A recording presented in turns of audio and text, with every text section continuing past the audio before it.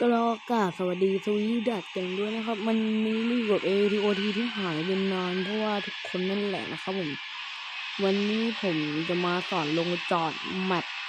จำลองการบินโดยเครื่อง737รู้ไหมทำไมผมหายไปเพราะคนดูไม่ดูคลิปผมเลยมันหมดกำลังใจว่ะไม่มีกำลังใจในการทำคลิปต่อแล้วไม่รู้ทำไปเพื่ออะไรทำไม่ให้ใครดูพูดแล้วก็ท้อในโมเดลใหม่737นะครับไม่เหมือนคลิปก่อนแล้วคลิป737ที่ผมเคยทำมา2คลิปแล้วอันนี้คลิป737ที่3โมเดลเปลี่ยนแล้วนะครับ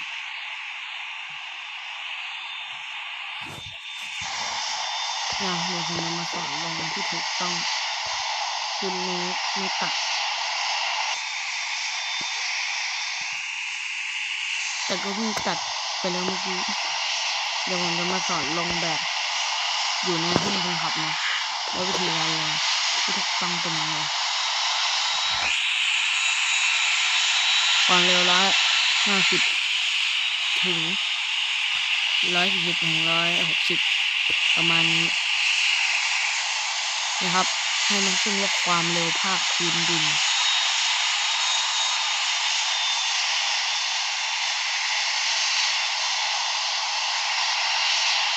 นะครับเราจะลองบินที่ตรงรันเวย์ไม่ใช่ตรงทางให้มันเป็นสี่เหลี่ยมเป็นตัวกากบาทตัวบวกตัวคูณ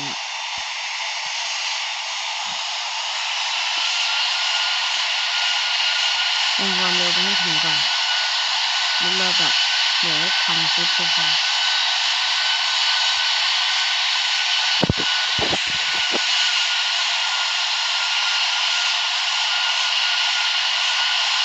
หายไปนานแล้วทุกคนนี่แหละว่าผมไม่ได้ว่าทำไมผมไม่ลงคลิป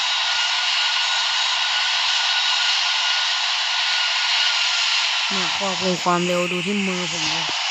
เนี่ยดูความเร็วของเราว่าผมควบคุมความเร็วยังไงลดระดับยังไงก็ดูมีตาก็ดูนะครับถ้าไม่มีตาก็ไม่ต้องดูล้อเล่นนะครับลดระดับนะครับจริงไหมล่ะมีตาก็ดูไม่มีตาก็ไม่ต้องดูทำไมเมฆมันยังบังผมอยู่จ้ะว้าวเมฆบังโอ้โหจะเข้าภูเขาเมฆบังดูข้างหน้ายังไม่ได้ลงแต่ถ้าทุกคนอยากเห็นผมจะแลนดิ้งแบบอยู่ภายนอกนี่ฮะคือผมจะอยู่ภายนอกนี้มา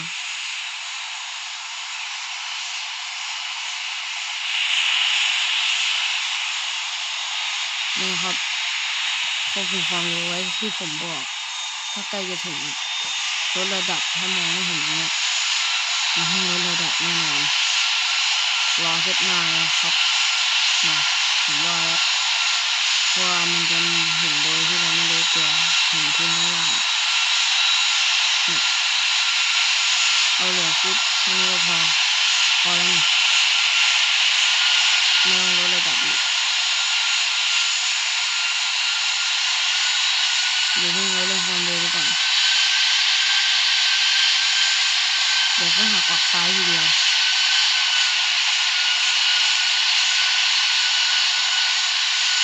วันนี้ผมเล่นกับเพื่อนผมในชื่อเติร์ดในแบบนี้แต่ผมทำคลิปอยู่เดี๋ยวผมทิ้งลิงก์ในสุดทิ้งช่องติ๊กต็อกเอาไว้ด้านล่างแล้วก็ช่องติ๊กต็อกผมอย่าลืมไปกดติดตามทั้ง2คนนะครับ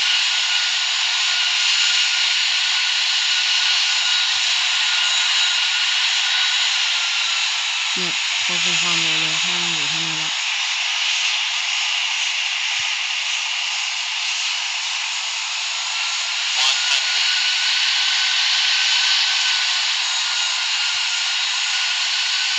ถ้าคิดว่ายังไม่ถึงแล้วนี่มันผมพยายามเอาเครื่องขึ้นก่อนเลยยกหน้ามันขึ้นอย่างนี้หน่อยดูสิผมทำทรงมาสอนนี่ผมยังจะลงไม่ตรงเลยจริงนะ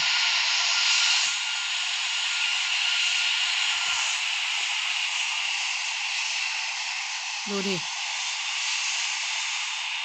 ได้วนแน่ๆตรงเนี้ยตรงนี้ได้วนแน่ๆวนครับวนลองลุ่งผิดพลาดวนเป็นหนึ่งกลุ่ม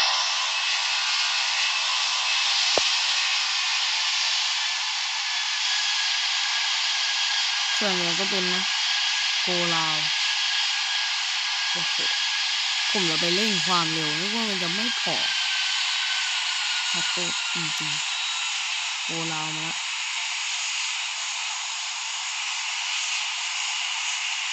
กลางล้อหน่อยครับไอเครื่องบินอ้วนเตี้ย737อ้วนเตี้ยโรยยิง737อ้วนเตี้ยเอาดูดิมันเตี้ยจริงทุกคนว่าไม่ได้นะ737มันเตี้ยจริง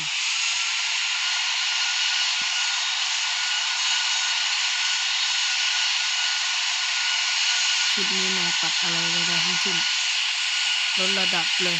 สูงเกินโอ้มันก็สูงเกินมันก็ความสูงมันก็ขึ้นเรื่อยๆเนาะ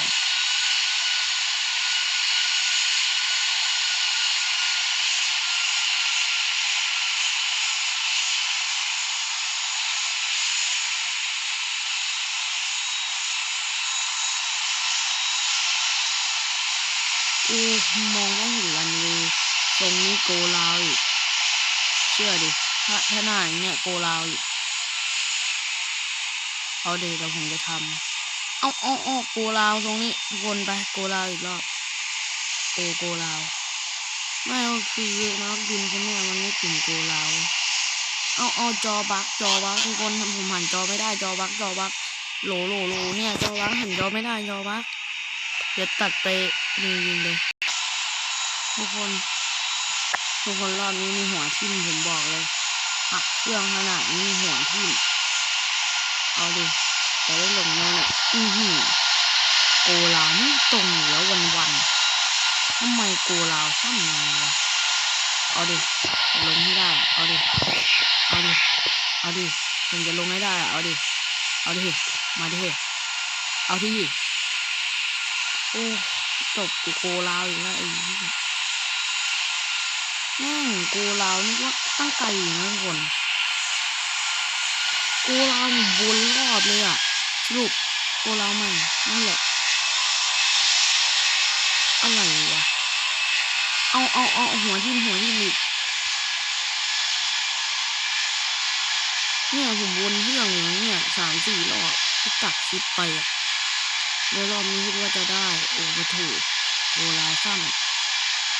นึกว่ารอบเครื่องมันเลยยาวเลยเอาอุบัติเหตุนี่ไป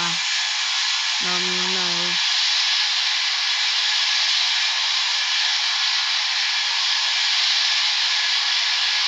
โอ้โหเครื่องนี่ก็แบบแรงเกินแต่เย็นรอบนี้ไม่ได้ถ้าแรงขนาดนี้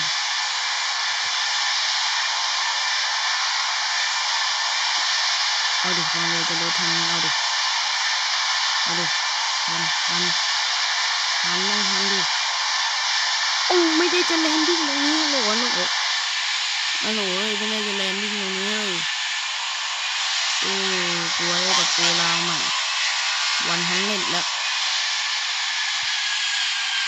ไม่ใช่หน้าลูกพี่ลดความเร็วพี่มาจะลืนวันพันกว่าเรื่องโกลาวอีกแล้วทุกคนมาทุกคนผมเปลี่ยนรันเวย์แล้วแต่ตอนนี้เครื่องผมหัวจะทิ่มเป็นไรก็ไม่รู้เอาเสียการทรงตัวปีกหักก็มีปีกก็อยู่ครบหมด100%ล้านเปอร์เซ็นต์มาผมมันเอาภายนอกแล้วมาถึงจริงจังภายในเนี่ยผมเนี่ยมาเครื่อง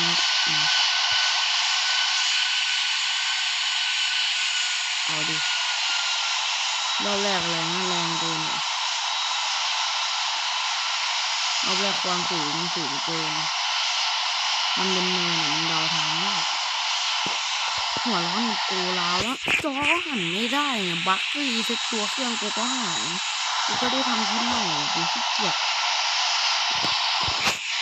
ไหนมีไหนเวลามีอยู่ซ้ายโอ้กูไปขวานานอ่ะเฮ้ยระยะพอดีรัศมีดิรีบออกซ้ายดิรีบออกซ้ายดิผักแม่งขั้นสูงออกซ้ายไปหักขั้นสูงออกซ้ายระดับเป็นระดับเครื่องเอายังไม่ได้ลงตอนนี้ครับจ่ากูยังไม่ได้ลงจ่าไปใจร้อนลงให้กูแล้วโอ้ไม่ได้ตรงเนี่ยกูแรงเกินด้วยไม่เข้าไม่ถึงอันนี้ด้วยจะมาสอนลงเขาลงเท่ๆมากูไม่ลงรันนี้ละมาแหวกไงไม่ลงรันนี้นะครับแต่ว่าวิธีลงอย่างนี้อยู่ได้จำแนะนำไปใช้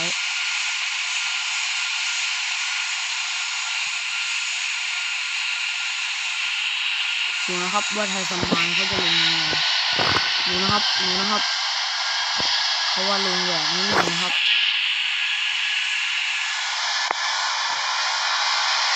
โอ้โหเล่นความเร็วฮัลโหล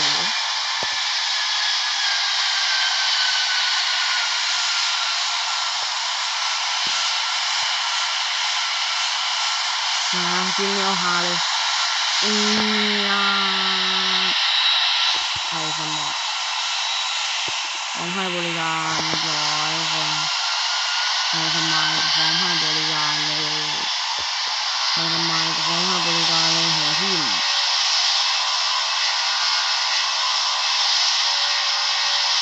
เอาดิเลยฮะเอาดิ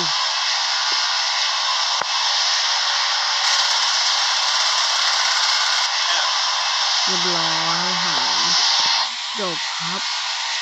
การเล่นนี่โอเคจบที่บายกดไลค์กดติดตามกดแชร์เดี๋ยวไปทำปกแป๊บชิค